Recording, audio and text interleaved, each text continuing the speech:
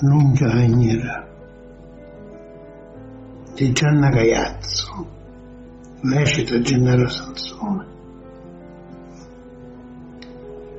Non piangere, asciutta queste lacrime, non ti accorgi che ti sto vicino, come quando mi pariva, e parlami, quando ti senti solo così felice, che io ti guardo e ti faccio un sorriso.